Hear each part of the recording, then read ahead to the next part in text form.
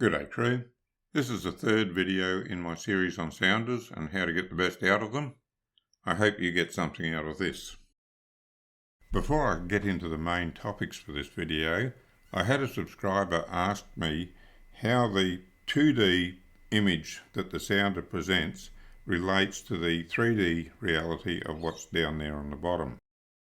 Honestly, it's very difficult, if not impossible, to know exactly what's down there in the three-dimensional landscape by looking at a two-dimensional image on the sounder screen.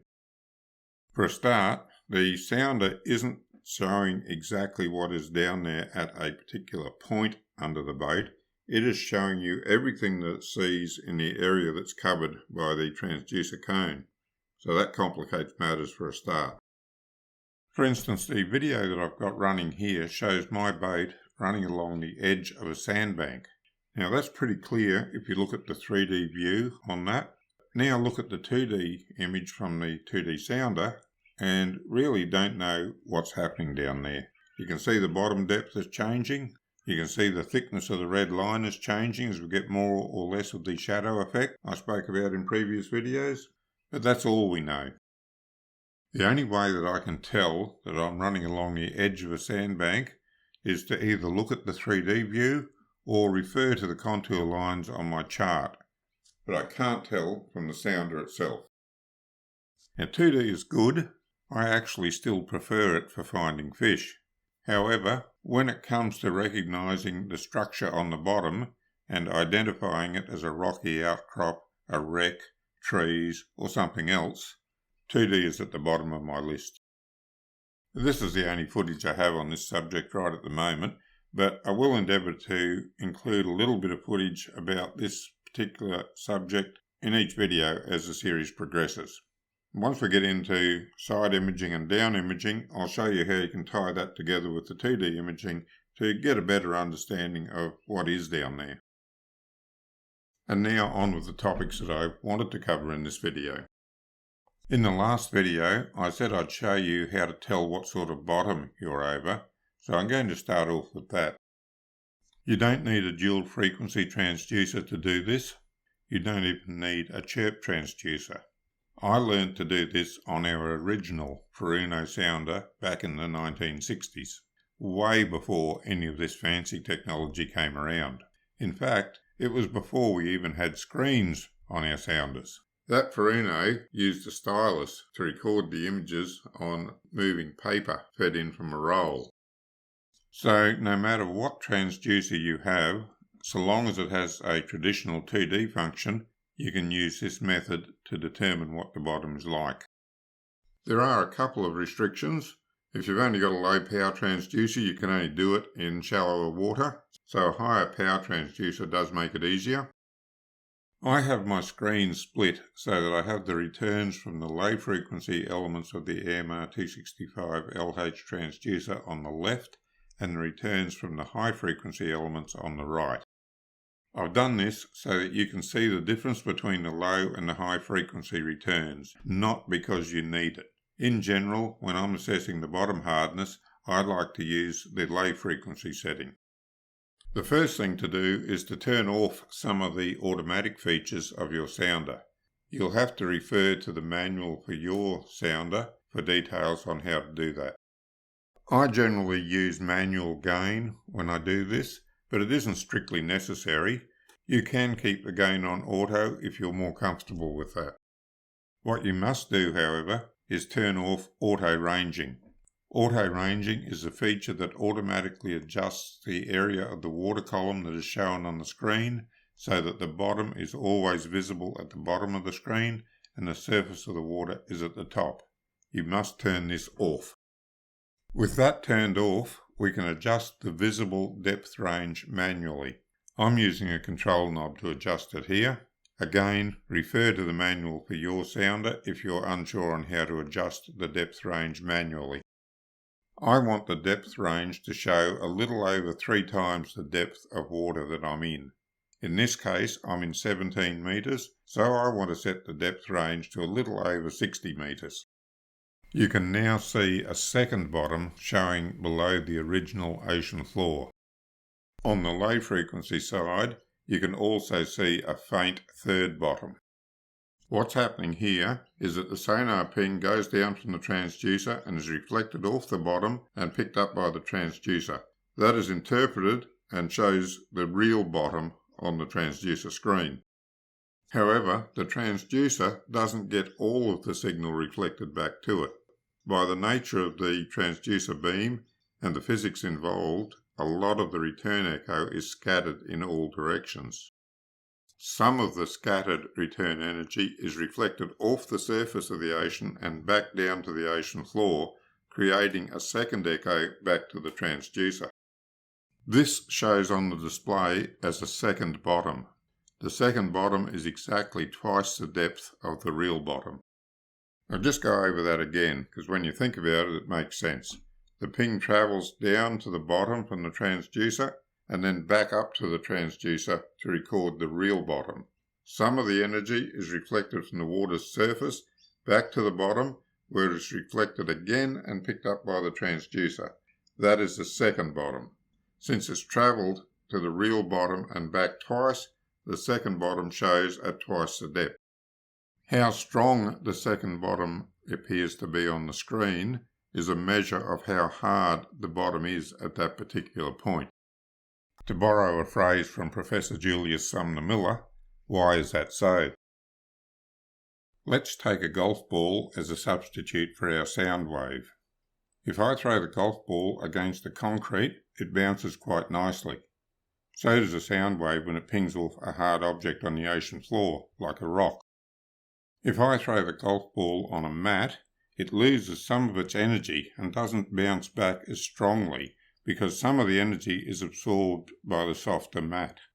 This is the same as happens when a sonar bounces off a softer bottom. If I try to bounce the golf ball on the dirt, it hardly bounces at all. The dirt absorbs even more of the ball's energy than the mat did. Think of this as being like bouncing a sonar beam off soft mud. The idea that I'm trying to demonstrate here is that the softer the target is, the less energy there is in the return. So the softer the ocean floor is, the less energy there is to bounce back and create multiple echoes on the sounder. Most of the time you can see 2 bottoms, sometimes you'll see 3, very rarely you can see 4. So the strength of the second echo, and the third if it's there, is a measure of the hardness of the ocean floor. It's pretty common to see 2 bottoms. When the bottom is particularly hard, you'll see a third bottom, as we saw when I first configured my sounder, before we moved off into a slightly softer area. There have even been occasions over the years where I have seen 4 bottoms. I suspect that has as much to do with favourable water conditions as it did to a particularly hard ocean floor. It's worth noting that you can only do this in relatively calm conditions. If the surface is too choppy, the sound is not reflected back from the surface with sufficient strength to bounce off the bottom again and be picked up by the transducer. The choppiness of the wave scatters the sound instead of reflecting it straight back down. You can think of it like a billiard table. You hit the billiard ball into the wall and it bounces off at the same angle it hit the wall at. It's the same with the sound waves on the surface of the water. If the water's going all which ways, the sound gets scattered. The bottom of the ocean isn't just hard or soft. There are all sorts of nuances in between. You can get soft mud. You can get hard-packed mud. Sand is generally a fairly firm bottom, but nowhere near as hard as rock.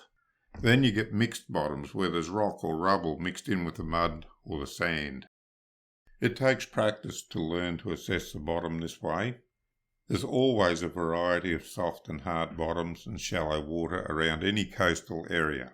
Moreton Bay in particular has an abundance of bottom types.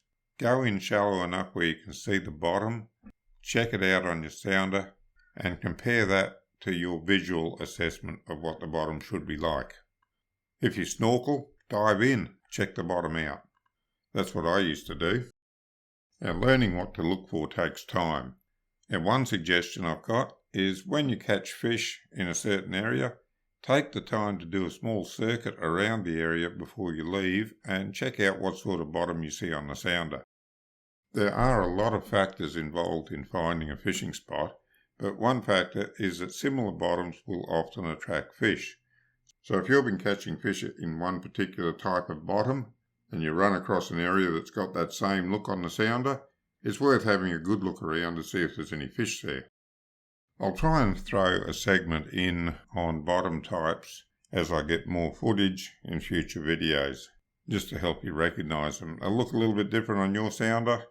When you change sounders, it takes a little while to relearn how things look on that sounder, but in general, they're similar. Now I want to have a look at how speed affects your ability to find fish on the sounder. In this animation, I have the bait going at 1 knot. As the fish enters the beam, the arch begins to draw on the sounder screen. By the time the fish exits the transducer beam, we have a nice arch on the screen. I'll talk some more about the characteristics of the arch after we look at the other animations.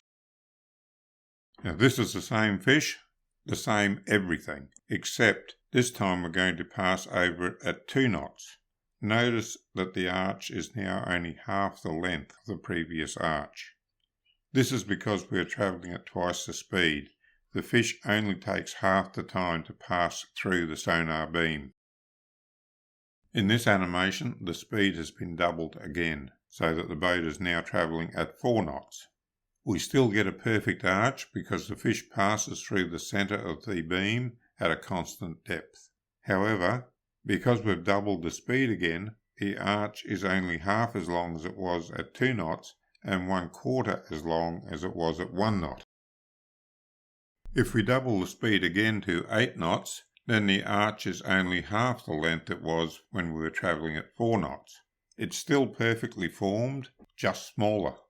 Putting it another way, the faster you go, the less time the fish takes to pass through the transducer beam and the shorter the arch appears on the screen. Double the speed again to 16 knots and the arch is getting quite short on the screen. I'm sure everyone's getting the idea by now. The length of the arch is entirely a function of the length of time that the fish spends in the sonar beam. The faster you go, the shorter the arch, and the harder it is to detect a fish on your sounder. And finally, double the speed once more to 32 knots. If you're looking at this video on a smartphone, then chances are you won't be able to see the arch. It's just too small for the pixel resolution of the phone screen. The point here is that you can chase the elusive read at speed that everyone talks about, but it won't do you any good if your screen isn't big enough to see the arch. Anything you see while travelling at high speed is going to look like a dot on the screen. If you have a big screen, then it will just be a bigger dot. If you have a small screen, it might be an invisible dot. The whole point of that series of animations was to illustrate how important it is to go as slowly as possible when you're looking for fish on the sounder.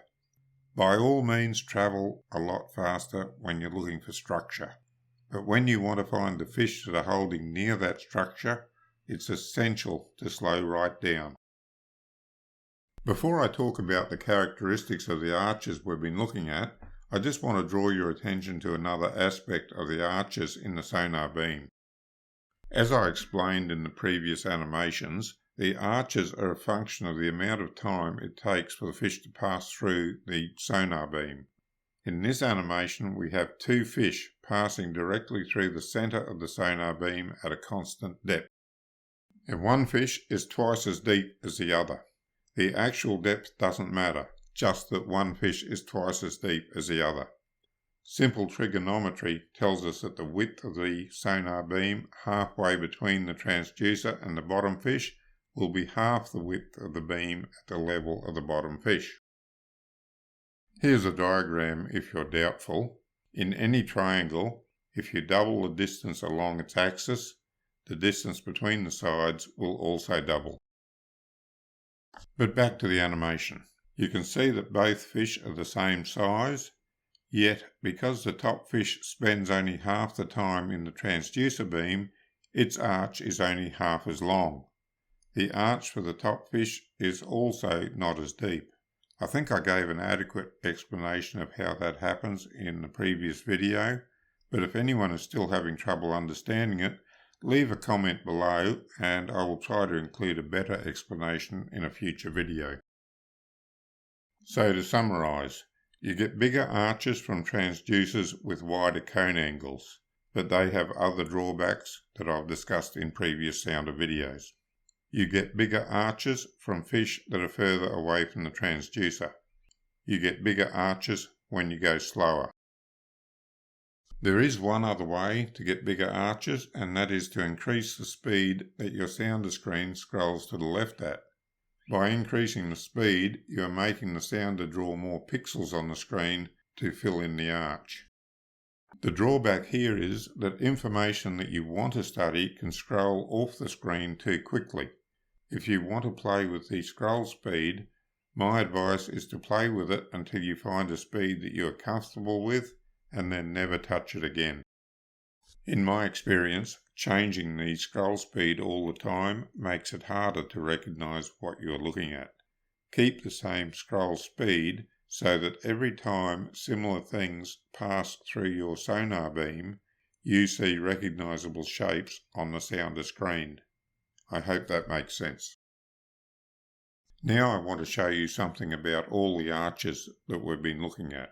Well, not quite all. All of the arches produced by a fish at the same depth at the various speeds.